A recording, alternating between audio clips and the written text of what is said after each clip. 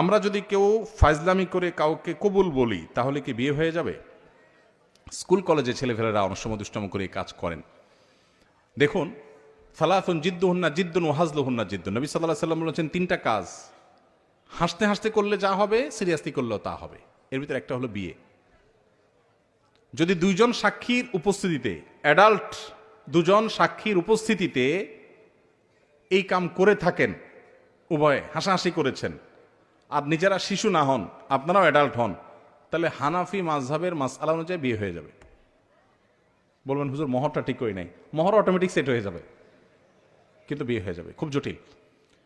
এখন অনেক সময় আমরা ফাজলামি করি, এখন কেউ নাটক সিনেমাতে অভিনয় করার জন্য করছে, সেটাও যদি দুজন সাক্ষীর সামনে করে, ওই ব্যাকল জানে না, যদি আবিয়াত্ত হয়ে থাকে বিয়ে হয়ে যাবে, আর যদি বিবাহিত হয় তাহলে তার কোনো উপায় নেই।